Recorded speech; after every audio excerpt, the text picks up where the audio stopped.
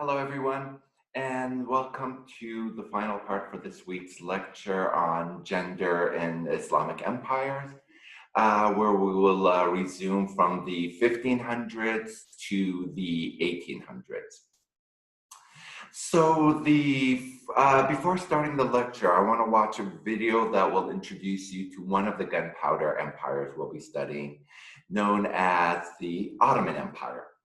And a particular period during the Ottoman Empire known as the Sultanate of Women, or in other words, a century or more, where it was really women who were holding the reins of the power of the most powerful empire on earth at that time. So let us begin.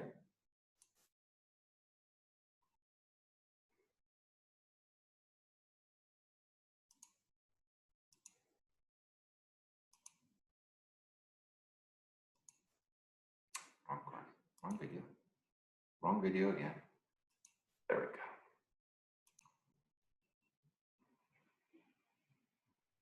I'll put the subtitles on just in case. Or maybe not. Yeah, no. Okay. Can you imagine a time when women had such power that foreign ambassadors would have to see them before they see the sultans?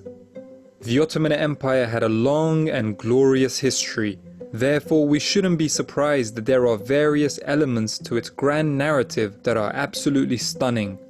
Perhaps one of the most interesting chapters of Ottoman history is commonly referred to as the Sultanate of Women, a period that extends for roughly 150 years at the height of the Ottoman Empire's reach, whereby female members of the imperial household held a tremendous amount of influence over social and political affairs.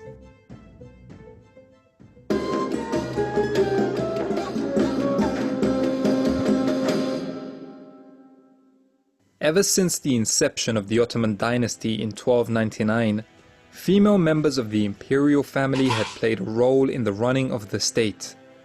This is not so much a technical point as much as it is a common sense one. As well as being intimate companions, a woman would ultimately provide the empire with its future ruler.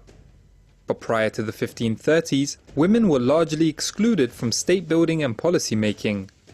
Aside from their interpersonal relations to the Sultan, females could exert their influence over a prince who was expected to leave the capital so he could govern a region once he came of age, because they'd be followed by their mother, who was supposed to serve in a non-official advisory role. Women were also influential in the harem. What was the harem? Well, it's an Arabic term that means a sacred, inviolable place, but it is most commonly used for the part of the house that is reserved for females. We have to remember that the separation between male and female is much more stringent in Muslim societies than what we see in Europe. So the imperial harem was the place which housed the female members of the Ottoman dynasty. Within it, there was a hierarchy which placed the sultan's mother at the top, followed by the sultan's wife. So when did the so-called Sultanate of Women begin? Well, it all started with this lady, the Hurrem Sultan. Originally Ukrainian or Polish in ethnicity, she entered the Ottoman harem after she was kidnapped during a Tatar slave raid. In Constantinople, she was given as a gift to the future Sultan Suleiman by his mother Hafsa Sultan. An influential lady in her own right, Hafsa Sultan's authority was confirmed when she was made the first Valide Sultan, a position reserved for mothers of the Sultan. It would go on to become the most important position for a woman in the empire. The Ottomans, like many other Muslim dynasties, placed a lot of emphasis on the role of the mother. This can be largely attributed to the influence of Islamic teachings, which puts a great deal of value on the role of the mother in general. There's even the hadith which says, "Paradise is at the feet of the mother." The second most important official title for a woman was also created in the reign of Sultan Suleiman the Magnificent. Hurrem Sultan would go on to become the first Haseki Sultan, or the chief consort, in 1534. Their marriage ceremony was a spectacular event. Sultan Suleiman was absolutely besotted with the Hurrem. He wrote poems for her, some citizens of his realm believed Sulayman was under a spell put on him by the Hurrem, who possessed witch-like qualities. In reality, it was the Hurrem's personality that had bewitched the greatest Ottoman Sultan. It's not too hard to see why either. Hurrem has been repeatedly complimented by contemporary sources for her intelligence, but also for her playfulness, which makes sense considering her name Hurrem means the cheerful one in Persian. During her lifetime, the imperial harem was moved into Topkapi Palace, the official residence of the Sultan and the headquarters of the Sublime Porte, or the Ottoman government. In Christian Europe, Topkapi Palace was also known as the Seraglio, a term which referred more specifically to the imperial harem as well. The sheer proximity to the headquarters of government policy making obviously meant that the imperial harem could now play an even greater role. In matters of policy making, Hurrem Sultan aided her husband. This was especially the case in foreign policy, where she even communicated directly with foreign leaders such as the King of Poland. Hurrem would also set a precedent for future Ottoman queens in her commitment to charity works. She built several hospitals, madrasas, mosques, and even soup kitchens to feed the poor. These projects were essential for displaying the soft power of the Ottoman dynasty, as well as needing a dynasty that had the virility to sustain itself through military force. Ordinary citizens would have wanted generous and dedicated rulers who understood their needs. For the amount of power she possessed, it's no surprise that she had numerous enemies. Hurrem has long been accused of involvement in the eventual downfall of a number of key Ottoman officials. Most notable amongst these were Parjali Ibrahim Pasha, Sulayman's Grand Vizier, and Shahzadeh Mustafa, Sulayman's eldest son, whose mother was another consort of Sulayman's. Mustafa was seen as the most likely candidate for the next Ottoman Sultan, a development which Hurrem would have wanted to avoid at all costs, especially since the fratricidal customs of the Ottomans dictated that the Sultan should murder all of his brothers upon coming on the throne, in order to ensure that there were no civil wars. This would have meant Hurrem would have her sons murdered. So it certainly makes sense if she did work to bring Mustafa down. But all of this is speculation. There is no definitive link between the Hurrem and the executions of Parjali Ibrahim Pasha or Mustafa. Despite the tremendous power she wielded, there are certain misconceptions about the Hurrem Sultan's impact. For instance, it is commonly stated that the Ottoman Sultans were not allowed to have a wife until Sulayman married Hurrem. This is not true. Many of the early Sultans had wives in addition to the concubines that they also had. There's also another myth, that the Sultan's consorts would only be able to give birth to one son each, and Hurrem Sultan broke this tradition. This is also not true. When Hurrem died in 1558, the next dominant feminine presence at the Ottoman court would have been her daughter Mihrimah.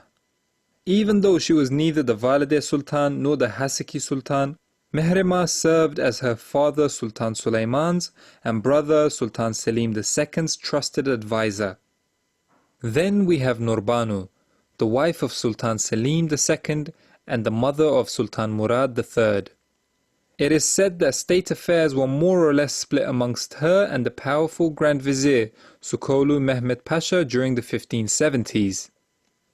Safia Sultan was next in line to exercise power, as wife of Sultan Murad III and the mother of Sultan Mehmed III, and even as grandmother of Sultan Ahmed I and Mustafa I. After her came a woman whose power would rival the Hurrem Sultans. Qasem Sultan, the wife of Sultan Ahmed I, would go on to have a key role in a particularly difficult time for Ottoman leadership. Most likely of Greek origins, she was sold into the Ottoman imperial harem as a slave, where she served as a Haseki Sultan for Ahmed I, who was apparently especially fond of Qasem. So much so that she was considered a key advisor of his. With no Valide Sultan due to the Sultan's mother dying early on, Qasem was the preeminent female in the imperial harem of Ahmed I. When her husband died in 1617, Qasem sat on the wings for the next 6 years until her son Murad IV became Sultan in 1623. Because Murad was a minor at the time, Qasim not only became the Valide Sultan, but also the official regent for her infant son. For the next 9 years, Qasim more or less ran the empire. In 1640, Murad IV would die, and his brother Ibrahim I began his reign under the watchful eye of his mother, Qasim. Later thought of as mad, Ibrahim spent much of his time in the harem, whilst his mother took care of state affairs. His character was erratic enough to make Donald Trump look like a seasoned diplomat. Sorry, Donald. But the dynasty had no other option. He was the only male candidate. Over the next few years, Ibrahim bore several sons. In 1647, Ibrahim and his mother Qasim had an acrimonious split, which resulted in Qasim leaving the imperial palace. The next year, Qasim, the Grand Vizier, and the Shaykh al-Islam, the highest religious figure in the empire, plotted to remove the mentally unstable Sultan. Qasim even gave her consent to execute her own son Ibrahim. From 1648 to 1651, Qasim even went on to serve as the official regent for her grandson Mehmed IV, even though the Sultan's mother Turhan had greater rights as the Valide Sultan. Well, it turns out that Turhan would represent a significant challenge to Qasim's power. Intrigues in the imperial harem were nothing new, and so it was that Qasim finally found herself outsmarted when she was murdered. Most fingers have been pointed at Turhan, who now became the dominant female presence in the dynasty. Turhan continued Qasim and Hurrem's policy of using soft power through charity and building projects to appeal to the public's hearts and minds. But Turhan would be the last figure in the Sultanate of women. The lack of strong central leadership, the rise of political intrigues in the harem, along with the discontentment of the powerful army corps, the Janissaries, the rise of economic turmoil, and almost continuous warfare meant that the first half of the 17th century was a very chaotic time for the Ottoman Empire. This is not to mention the instability brought about by mentally ill or underage sultans. In 1656, the new Grand Vizier, Koprolu Mehmet Pasha, accepted his position on the condition that he should have greater powers than his predecessors. In order to placate him, Turhan transferred much of her own powers to the Grand Vizier and renounced her position as regent. The Ottoman Empire would go on to stabilize under the stewardship of the Koprolu family that provided generations of Grand Viziers. Turhan would retain some of her influence since she stayed on as a Valide Sultan until her death in 1683. Interestingly enough, that's the same year as the fateful Siege of Vienna, which is supposed to mark the decline of the Ottoman Empire. My name is Agnes Masakwe. Okay. I'm 17 years old. So that video, of course, gave us a lot of information, a lot of images that I can't get a hold of, and also left a good number out, a good lot of information out that, of course, I'm going to address. Let me just pull up the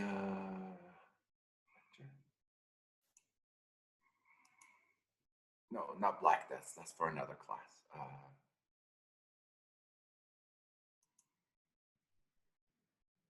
Oh, there we go. Okay.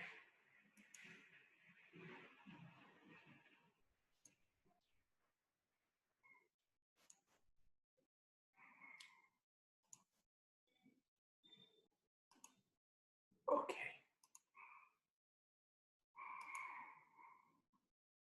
So in this lecture, what are the gunpowder empires we're going to look at? The Ottoman, the Mughals, and briefly we also deal with the Persian Empire that was ruled by a dynasty known as the Safavids. Sorry about that. Okay. So the gunpowder empires, the Ottoman Empire had its longest longevity out of the three. From 1328 to 1920. So the Ottoman Empire is going to be with us for a while. And actually, we're only going to really cover up until the 1700s of the Ottoman Empire. There are two particular figures within the Sultanate of the Woman that I'm going to talk about. Nur Banu, and then Sultana Turhan that was mentioned in the video.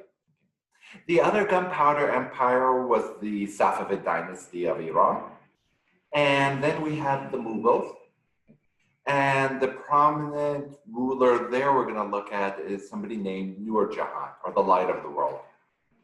You notice these aren't their original names. You notice Nur Jahan, Nur Banu, they all have kind of the word Nur in it. Usually they were given titles on many occasions bestowed upon by the Sultan, some kind of beneficial complimentary title. Nur in Arabic, of course used in Persian, and Urdu, Rif means light.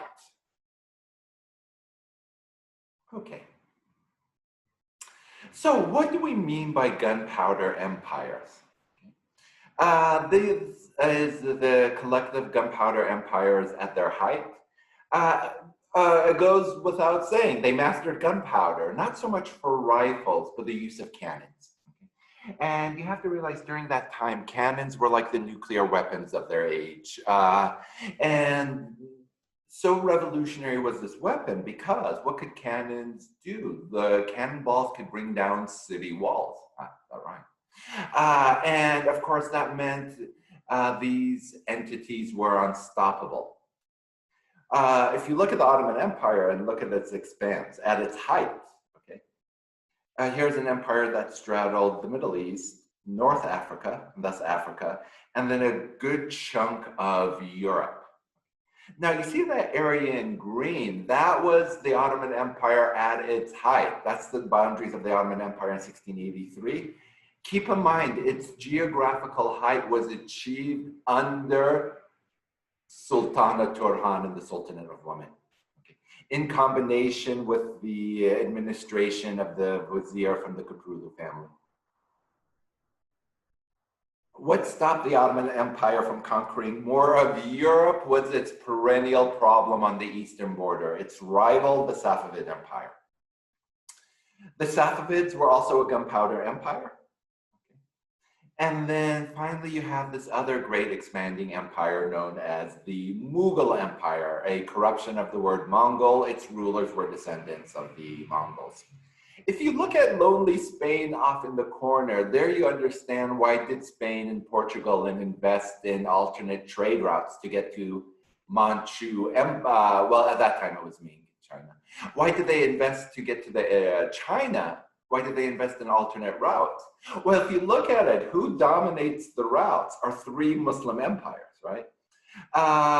Even if you look at the Russian Empire, it wasn't that big when Columbus sailed in 1492. In fact, it was just a small town called Moscow.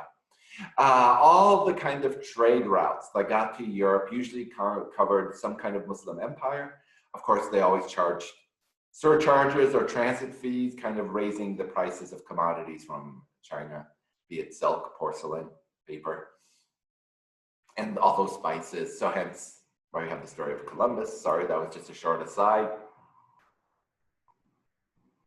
So the rise of the gunpowder empires, we could say, a rough time, 1450s, 1500s, all three were in ascendancy. All three were the superpowers of its time. At the end of 1500, Spain starts making its forays into Central America, not till 1517, not till 1560 does all of Spain, all of South America fall under Spanish control, leading to the rise of a new Spanish superpower in the 1600s. But if we're talking about 1500, to really the 1680s, the superpowers were the Muslim gunpowder empires. What was gender like in these empires? Okay. So that's what we're going to answer. So I showed you this video about the rise of the Sultanate of Women. This is just giving you a map. Now we're going to focus on the Ottoman Empire. And if you look at these various kind of phases of expansion, you have to realize every sultan, of course, had to marry a sultana. That was the sultan's primary wife. And a good number of the sultans, so the Ottoman Empire is often erroneously referred to as a Turkish empire, and I'll say why. For most of its history, the vast majority of the Ottoman Empire subjects were Christians who were either Albanians, Bulgarians, or Greeks. And then the vast other majority of its empire were then Arabs, right? A good number of what we would call Turkish sultans actually intermarried with Greek princesses. Okay, so that really, when we're talking about the sultans of the Ottoman Empire, we have to realize that, I mean, in ethnic terms, it wouldn't make sense to call them Turkish. They would be half Greek, half Turkish, half Serbian, half Turkish. Let's look at Ruxlana. You heard her referred to as Hurrem. And Hurrem, remember, was just her original name would have been Ruxlana. Hurrem would have been the title given to her, the joyous one, by the Sultan. And here we get to an aspect of history that we have to address. Sexual slavery.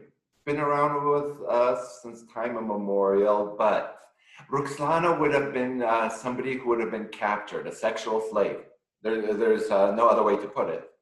But then used her position to accrue, her agency, her wits, to accrue significant power to herself. Now, this is an amazing thing, without leaving the confines of the harem. What was the harem was a large quarter of the palace only reserved for women, guarded by eunuchs, castrated men, so that they could not touch the woman of the sultan. Which also meant in palace politics, the harem as well as the eunuchs had significant power. Now, this poetry might sound cheesy to you guys, but it was, of course, a lot gets lost in translation. But you see here, even though she's a sexual slave, here is Suleiman, and Suleiman represented, again, one of the Ottoman Empire at its height. A kind of attempt of gaining the love and affection of basically a woman who was taken in as a result of a slave raid into the heart of what is Poland and Ukraine, and more or less dumped into this palace against her will.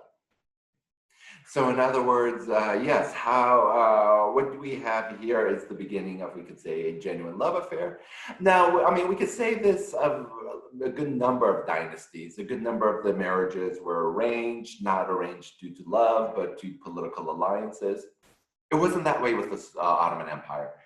In the beginning, yes, marriages were arranged to secure the Ottoman strength, but once the Ottomans became the superpower, a woman captured as a slave could rise through the ranks to become the most powerful woman in the most powerful state of its time. And we're going to see a couple of examples.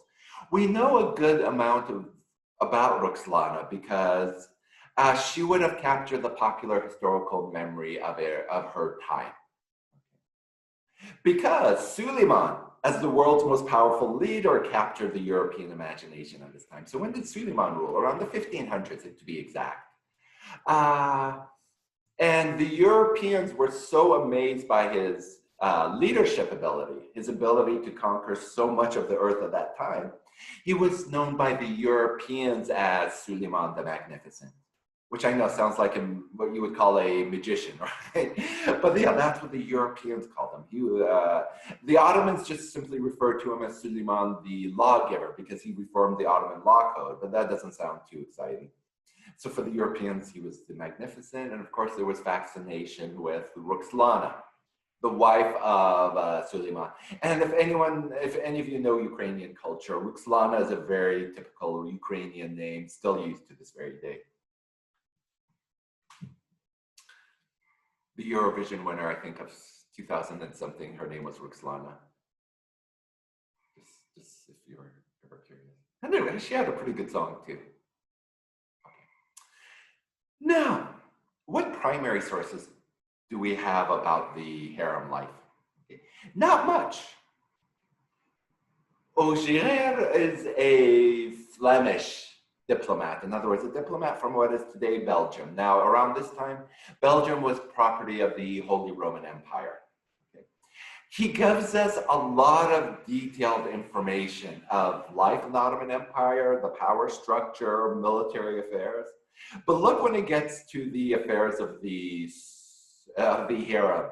Okay, and this is what we could see, this kind of fascination that we saw with the assassins, for example.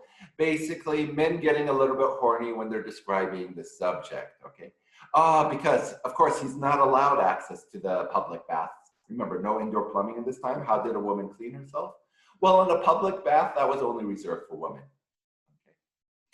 The great mass of women use the public baths. Okay. Thus, you see the Turk's precautions are sometimes of no avail. When he has succeeded in keeping his wives from a male lover, in other words, in the harem, he is still in danger from a female rival. In other words, when men fascinate about, I guess, women on women sex, here is a horny Flemish diplomat doing the same. Could he know this? No, because of course he would have never been granted access to a public bath where women were present. Which then sets up next week's lecture, a Orientalist motif. Okay? You see, when men fascinate about Middle Eastern women and the private spaces they're denied access to, well, their mind goes a bit crazy. Now, in this case, Ogier was present in the Ottoman Empire at its height. Okay? The lecture on Orientalism focuses on the same male imagination, but when the Middle Eastern gunpowder empires are in their decline. Because by definition, Orientalism usually accompanies a period of European imperialism. And European imperialism or penetration into the Middle East could only occur once the power of the gunpowder empire started to decline. That's the difference. So it's a pre-Orientalism motif that we see here. And also kind of hints at the problem we have of writing histories of women during the gunpowder empires. The fact is, histories are written by the documents that are left behind. A document like this is unreliable. For telling us about women's life, it's reliable for telling us how horny this guy is, okay? But if you've noticed, I'm just using that frame of the horny European because wait till you get to Orientalism where it just gets out of kind of testosterone and the imagination really gets out of control. Stay tuned for next week's episodes. Okay. How do we know how Ruxlana looked like? Well, because some of the greatest Renaissance artists were invited to the Ottoman Empire to paint portraits. Tiziano is known otherwise as Titian in Renaissance art. And this is the thing, we're not sure about the circumstances of a painting like this.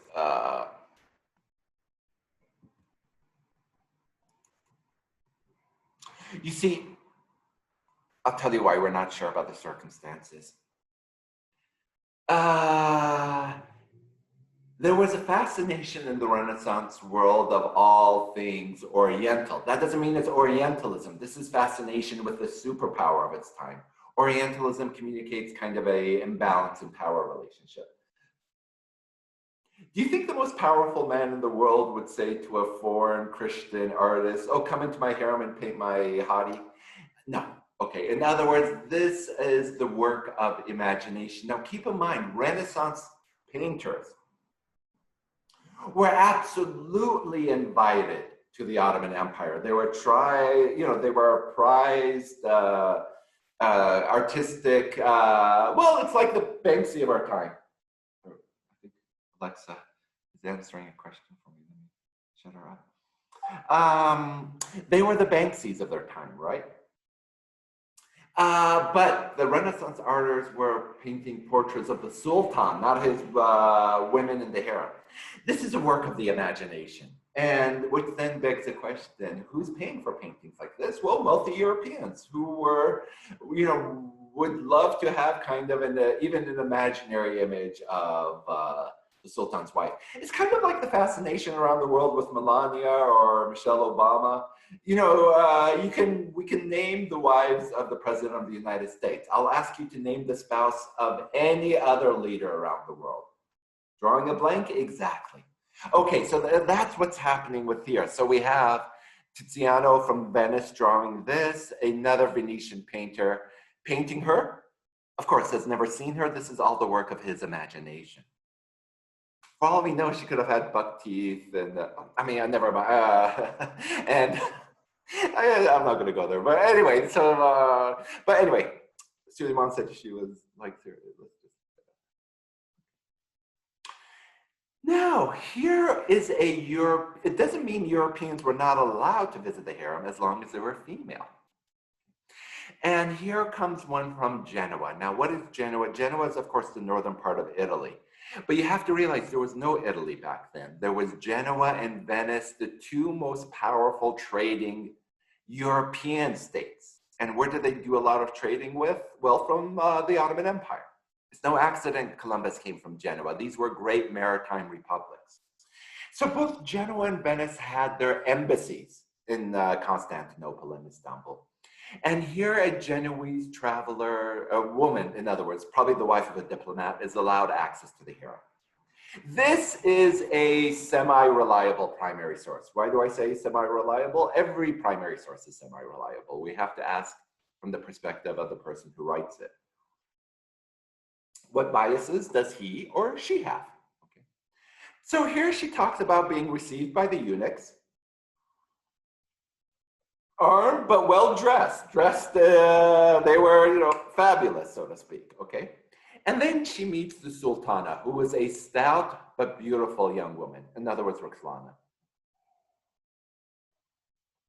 Sitting near a latticed window overlooking the sea, and that would probably be her only access to the outside world.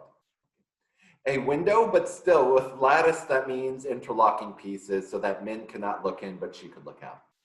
And then, of course, she's talking about, now this is quite important for the latest Orientalist imagery, pipes for smoking. Smoking what? Well, this would probably be an apparatus that you today know as a shisha or hookah. What would be smoking in those pipes? Originally, opium, coming from Iran and Afghanistan. And then later, tobacco, once it started to enter after Columbus discovered it in Central America. But the idea of the Oriental woman with a hookah smoking a pipe would be something, again, that will fascinate men from Europe, and probably because of all the phallic associations that go along with it. But let's keep on going. Remember, this is written by a woman. And then what happens? Okay, so here's the first lady, if we could say that, of the most powerful state in the world, who was just very curious about Genoa and about Catholicism, okay, which she knew nothing whatsoever. And then when I finished talking, the woman says, the room was full of women, curious, coming to hear what I say. And now you have to keep in mind, most of these women are locked away in the harem. So if you have a traveler from Genoa, of course they're going to be fascinated by this foreigner. And then, of course, the Sultana provided her with an exhibition of dancing girls. The precursor to what today we imagine as belly dancing. But again, when I say the precursor, because again, I'm talking about belly dancing is really the product of the male imagination of women dancing behind the secluded area of the harem. Okay, that is a reliable source. That tells us about the wife of Suleiman the Magnificent. Just seemed like a kind, nice woman who was courteous, showed good hospitality, and was generally curious about the world. There is no reason for the wife of the Genoese ambassador to embellish these facts. The next great sultana was a woman named Nur Banu, and she shares a similarity with Ruxlana, okay? Because her original name was most likely Cecilia, which means she most likely was originally Italian. And came from where? Venice. And you have to realize something. Why do both Genoa and Venice had embassies in Constantinople? They were huge rivals. Okay, and so in other words, the embassies there were not so much just also about business negotiations and business attaches, but it was to watch what each other country was doing.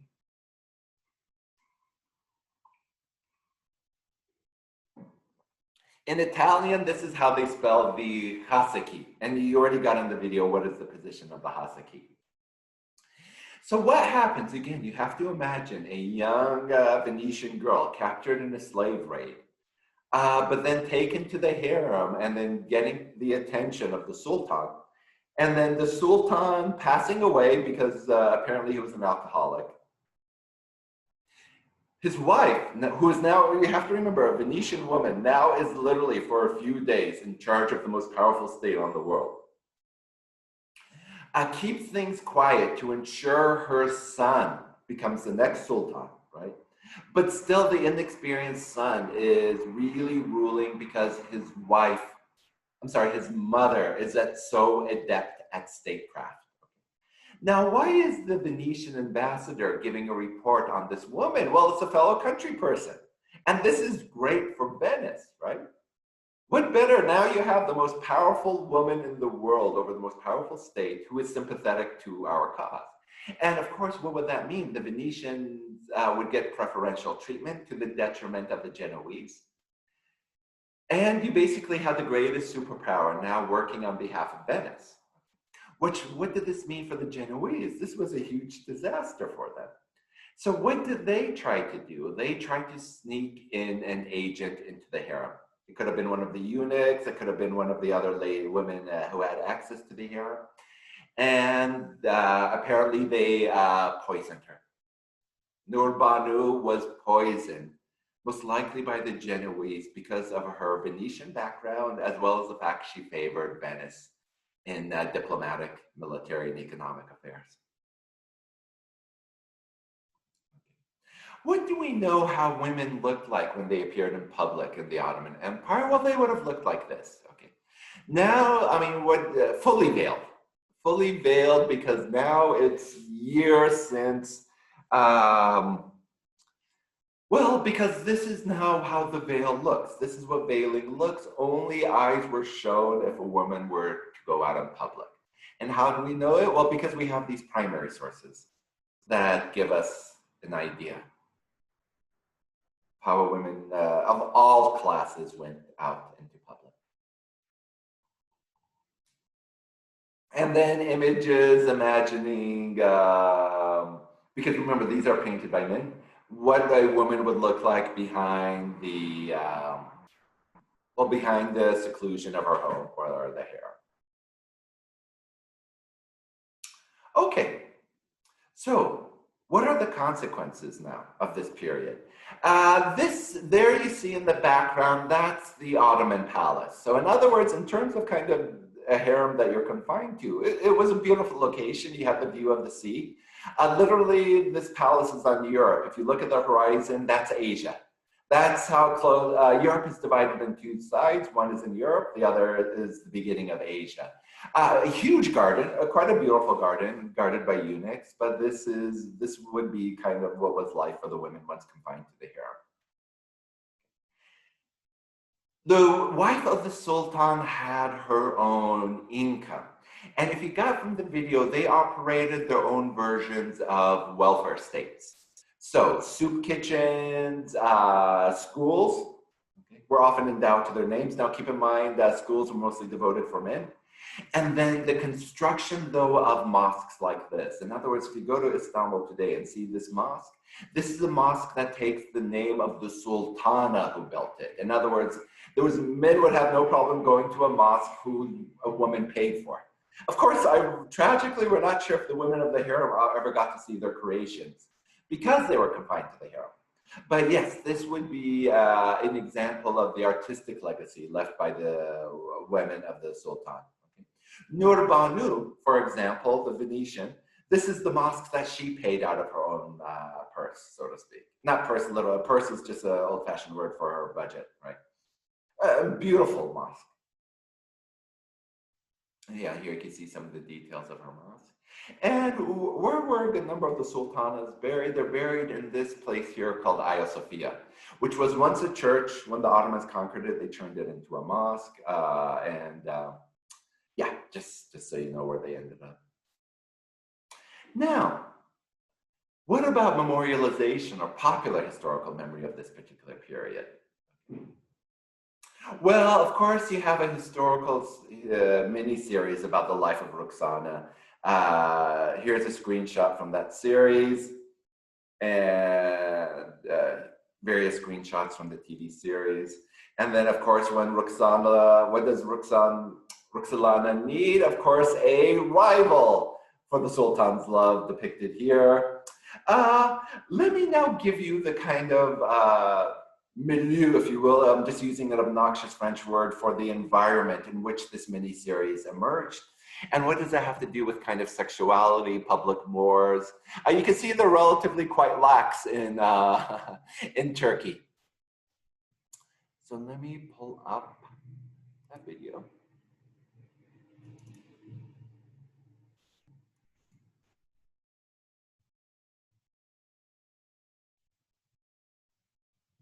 Across the Middle East, an Islamic version of America's culture war. Okay, just wait a second, let me. Oh, very good. Okay.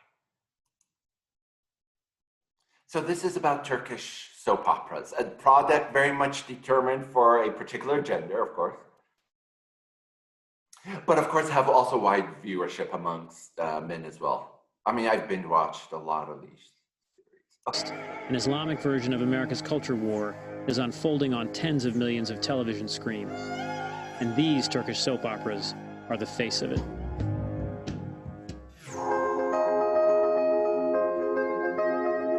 In a hush studio in Turkey's largest city, the Islamic world's version of America's culture war is unfolding.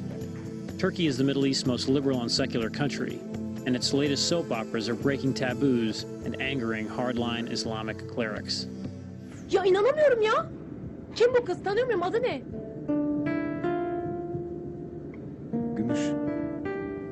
Gümüş debuted in 2005 and became the first Turkish soap opera to become a sensation across the Arab world. It centered around a young woman who grew up poor and married into a wealthy family. The final episode drew an estimated 85 million viewers, including more than half of the total number of adult women in the Arab world. That figure rivals the ratings of nearly every Super Bowl broadcast over the last 20 years. The show portrayed career-driven Muslim couples with men and women on equal levels. It also violated numerous Arab cultural taboos. Characters drank alcohol, engaged in premarital sex, and one had an abortion. The Chief Justice of Saudi Arabia's highest legal council assailed the series and announced that it was permissible to execute the owners of stations that broadcast indecent material. Another hardline cleric urged Muslims not to watch it. Bir de erkek çocuğun olursa Hazreti Sultan sen olursun. Dünyayı sen yönetirsin. Magnificent Century is the current rage in the region. It's a soap opera about Suleiman the Magnificent, who in the 16th century ruled the Ottoman Empire at the height of its power and seized vast portions of Europe and the Middle East. The show focuses on Suleiman and his harem, his mistress turned queen, and includes his tolerance for members of other faiths. The show's artistry and production value are among the highest in Middle Eastern television. The actor who plays Suleiman owes his success in the region to another Turkish show, 1001 Nights, which proved enormously popular as well. Beyond breaking cultural taboos, the shows display something else: Turkey's phenomenal economic growth. Today, Turkey has one of the fastest growing economies in the world. To its supporters, Turkey represents a country that is modern, Muslim, and prosperous at the same time. That makes it attractive to viewers, but also a target for conservative clerics.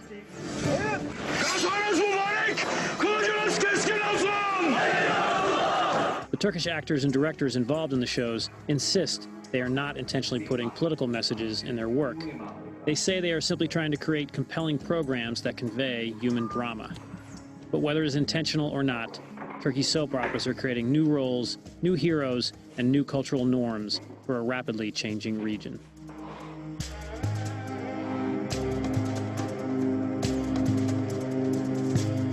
Okay. Now, why did I show you that particular video? To demonstrate various levels of patriarchy. Take the case of the Saudi cleric who forbade watching these videos, right? Now, let's say you're a Saudi woman who just loves the tale of Ruxalana, an empowered woman from the Muslim past. See, Saudi Arabia is often called a theocracy. That's a mistake. Saudi Arabia is a monarchy with a strong theocratic lobby, or in other words, with a strong influence of clerics. Hypothetically, though, so in other words, when a Saudi cleric forbids it, okay, particularly because it shows empowered women with scantily clothed and maybe kind of illicit affairs between them, that's religious patriarchy. But because it's not banned in Saudi Arabia, if it were, that would be an example of patriarchy of the state. If Saudi Arabia were a theocracy, then if the cleric's ruling has legal binding, that would be an example of the fusion of the two. It's an important distinction to make. And of course, these TV series are hugely popular in Saudi Arabia, it goes without saying, because so despite the cleric's religious ruling, entertainment trumps, entertainment trumps, well, what this one person said. And then there you go, and here you have then the successor. So this, what is that TV series about the life of Sultan Suleiman? It's really a TV series called about the Sultanate of Women, okay? But would that gather as much viewers? Probably, actually no, because it is called The Magnificent Century, okay? And in other words, it was magnificent because the Ottoman Empire was at its height, but yeah, anyway, so yeah, a good part of this popular historical memory is about the life of this woman. There's Noor Banu, or the actress who plays Noor Banu, who is actually started out as a struggling waitress at the cafe I used to do all my work at. So, oh yeah, so I used to live in Turkey, and of course, if you notice, I have the same name as that crazy pasha they were talking about. It didn't help things. But I remember her in the days when she was a struggling actress, and when the only kind of work she could get was for like tampon ads. And I used to like see her the next day, and I was like, I saw you on TV, and her face turned red. But now she's the sultana. She's the most powerful woman on earth. So good for her. And of course, like any soap opera culture, Turkey has it as well. A new season is coming, and what is this newspaper providing you? We have a picture of this actress. Her name is Merve, in a wet t-shirt. So in other words, I'm just showing you all this to show kind of Turkey is relatively lax in terms of well, it's quite a lot like the US in terms of celebrity gossip, but also kind of the public depictions of women compared to its neighbor Iran, which allows no depictions of women whatsoever in the public sphere, particularly with, with hair uncovered, definitely not a wet t-shirt. Anyway. So the other gunpowder empire is next to it in Iran. And just really briefly, I'll talk about Iran because we're running out of time, but there's also not that much information. Iran also had an example of architecture that was sponsored by the wife, now not of the Sultan, but of the Shah. And the Shah is the Persian word for a king. So just here's the other example of just beautiful architecture we have today, thanks to the endowments from strong female leaders who wanted to leave some kind of public legacy behind. So all of these structures in Iran, the legacy of women. And then finally, of course, the Mughal Empire is in what is today India. And here is something quite surprising for its time. A maybe realistic image of what a female leader looked at the time. Somebody who was quite strong. I mean, look at this, having a portrait with a sword in her hand. And then if we want to talk about the most famous ruler of the Mughal Empire, her name is Nur Jahan. And when I call her ruler, she was more or less all intents and purposes ruler because her husband was high on opium. He was stoned out of his mind. And I mean, so in other words, it was Nur Jahan who was ruling the Mughal Empire at its height. And if we talk about her legacy, she is perhaps one of the most famous Mughal leaders of all time. Female leaders, that is. who bequeathed architecture, established her own perfume line, I guess like Jennifer Lopez, her own schools, and paid for pilgrims to go on the pilgrimage to Mecca. She was also a very shrewd political operator. Eliminated enemies, took them out, had no problem using violence to eliminate her political rivals and ensuring, of course, power for her son. And this is all the architecture left by Nur Jahan. And let me see, I think that, yes, that ends this week's lecture. So one more set of lectures and then your midterm will be eventually delivered to you. Thank you.